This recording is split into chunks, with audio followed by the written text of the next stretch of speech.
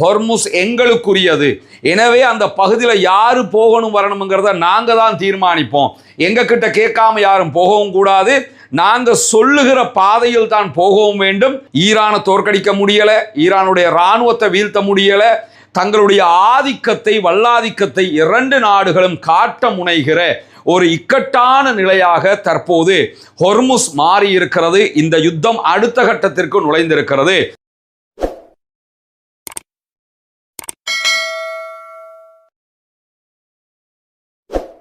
அன்பிற்கினிய சகோதரர்களே, மத்திய கிழக்குல காசா மீதான இஸ்ரேலிய ஆக்கிரமிப்பு இராணுவத்தினுடைய தாக்குதல்கள் ஆரம்பிக்கப்பட்டு 2 ஆண்டு காலங்கள் அந்த யுத்தம் தொடர்ந்து கொண்டே இருந்தது நமக்கெல்லாம் தெரியும்.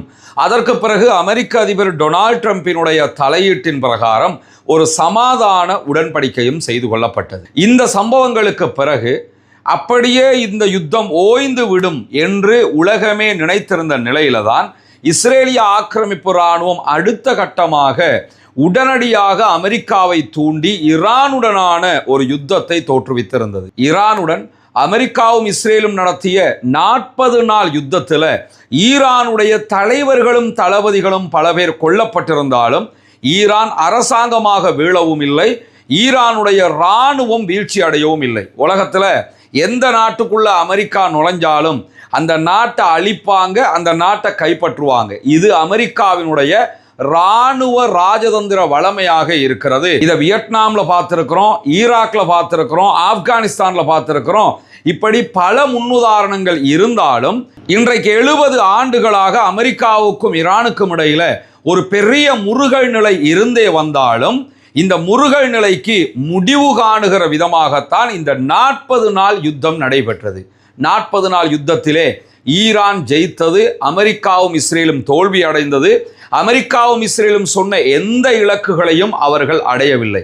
இத்தனை நாட்களாக உலகமே பார்த்து கொண்டிருந்த ஈரானுடைய மாபெரும் வெற்றியாக அந்த வெற்றி கருதப்படுகிற நிலையில 2 நாட்களுக்கு முன்பதாக லண்டன் பிபிசி மிக தெளிவாகவே இந்த யுத்தத்தில் ஈரான் ஜெயித்தது, அமெரிக்கா தோல்வி அடைந்தது என்கிற செய்திகளையும் பதிவு செய்திருந்ததை நம்ம பார்க்க முடியும்.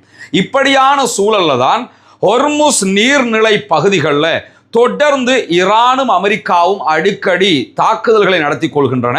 முறுகல் நிலைக்கு 2 நாடுகளுமே உள்ளாகி கொள்கின்றன. காரணம் என்ன அப்படின்னு பார்த்தீங்கன்னு சொன்னா, ஈரானை பொறுத்தவரையில் ஈரான் தன்னுடைய இராணுவ வலிமையை எப்பொழுதும் உலகத்திற்கு காட்டிக்கொண்டே இருக்க வேண்டும் என்று நினைக்கிறது. அதே நேரம் அமெரிக்காவை பொறுத்தவரையில நாங்கள் தான் உலகின் இராணுவ வல்லரசு என்கிற ஒரு பெயரை தக்க வைத்து கொண்டு வந்தவர்களுக்கு இந்த யுத்தம் அந்த பேரில் இருந்து கீழிறங்க வேண்டிய நிலைக்கு தள்ளி இருக்கிறது. எனவே இந்த யுத்தத்திற்கு பிறகும் அவர்கள் தங்களுடைய இராணுவ வல்லரசு என்கிற நிலையை தக்க வைத்துக் கொள்ள முயற்சி செய்கிறார்கள். அதனால தான் 2 தரப்புமே ஹொர்முஸ்ல அடிக்கடி மோதிக்கொள்ள வேண்டிய நிலை உருவாகி இருக்கிறது. ஹொர்முஸ் நீர்ப்பரப்பை பொறுத்தவரையில இந்த நீர்ப்பரப்பு இந்த 40 நாள் யுத்தத்திற்கு முன்பாக வரைக்கும் பொதுவான ஒரு போக்குவரத்து மையமாக இருந்தது. எந்த நாடும் அதில் போகலாம் வரலாம், பிசினஸ் பண்ணலாம், எந்தவித பிரச்சனையும் இல்லாத ஒரு நீர்ப்பரப்பாகத்தான் இருந்து வந்தது. ஆனால்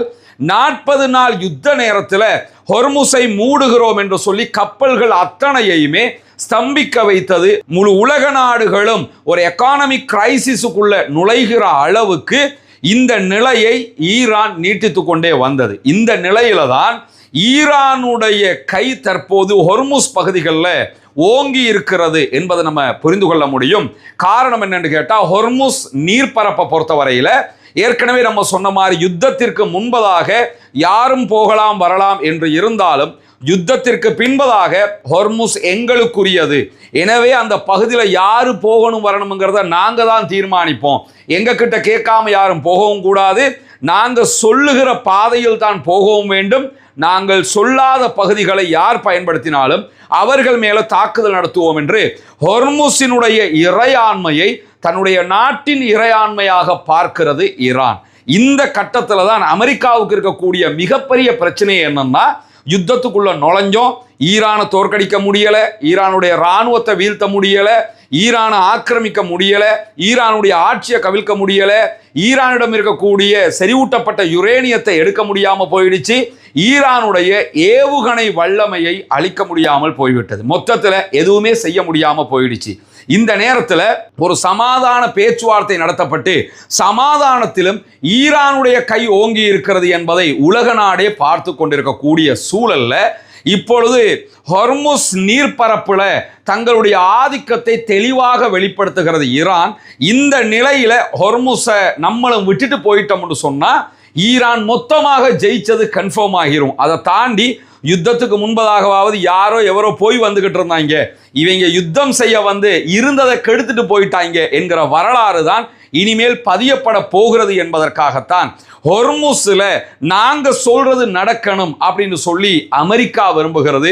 ஹொர்முஸ் எங்களுக்குரியது, அதுல நாங்க நினைச்சதைத்தான் செய்வோம் அப்படிங்கிறது ஈரான்.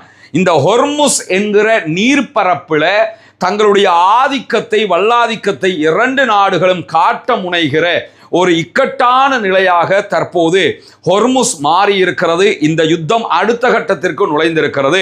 அமெரிக்காவுக்கு அமெரிக்காவினுடைய கௌரவம் முக்கியமாக இருக்கிறது. இவ்வளவு காலமாக நாங்கள் பெரிய ஆட்கள் என்று அவங்க தக்க வைத்துக் கொண்ட பெயரை தக்க வைப்பதற்காக அவர்கள் முயற்சி செய்கிறார்கள். ஈரானை பொறுத்தவரையில இது எங்க ஏரியா, நீங்க உள்ள வரக்கூடாது, நாங்க சொன்னாதான் நீங்க செய்யணும் என்கிற விதமாக தங்களுடைய ஆதிக்கத்தை இந்த பகுதிகளிலே நிலைநிறுத்த விரும்புகிறது. மொத்தத்தில் பார்த்தீங்கன்னா ஈரான் இந்த யுத்தத்தில் ஜெயிச்சது மட்டுமல்லாம எல்லா அரபு நாடுகளுக்கும் ஒரு பாடத்தையும் படித்து கொடுத்து விட்டது. எனவே இந்த பகுதிகளில் குறிப்பாக மத்திய கிழக்கிலும் ஹொர்முஸிலும் ஈரான் தான் அசைக்க முடியாத வல்லரசாக மாறி இருக்கிறது என்பது நிரூபிக்கப்பட்டிருக்கக்கூடிய சூழல்ல தான் இந்த போட்டி ஹொர்முஸை யார் ஆள்வது என்பதற்கான போட்டியாக மாறி இருக்கிறது. இறுதியில் என்னவாக போய் முடிய போகிறது என்பதை பொறுத்திருந்து பார்ப்போம்.